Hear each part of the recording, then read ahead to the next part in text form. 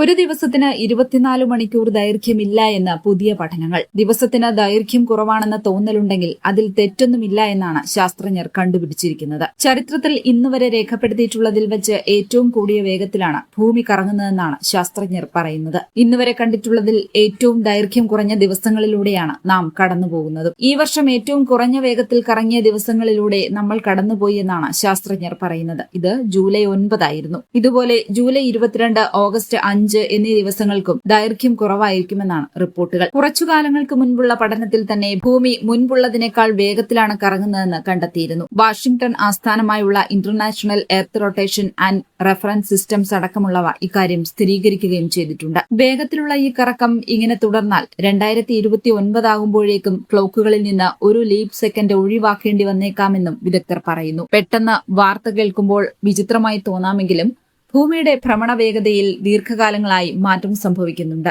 ഉദാഹരണത്തിന് ഡൈനോസറുകൾ 23 മണിക്കൂർ ദൈർഘ്യമുള്ള ദിവസമുള്ള സമയത്താണ് ജീവിച്ചിരുന്നത്. വെങ്കലയുഗത്തിൽ ശരാശരി ഇന്നത്തേക്കാൾ ഏകദേശം 1/2 സെക്കൻഡ് കുറവായിരുന്നു. ഇനി 200 ദശലക്ഷം വർഷം കഴിയുമ്പോൾ ഭൂമിയിലെ ഒരു ദിവസം ഏകദേശം 25 മണിക്കൂർ നീണ്ടു നിൽക്കുമെന്നാണ് ശാസ്ത്രജ്ഞരുടെ പ്രവചനം. സാധാരണയായി ഒരു ദിവസത്തിന് 24 മണിക്കൂർ അഥവാ 86,400 സെക്കൻഡ് ദൈർഘ്യമുണ്ട്. എന്നാൽ ഇത് പൂർണ്ണമായും കൃത്യമല്ല.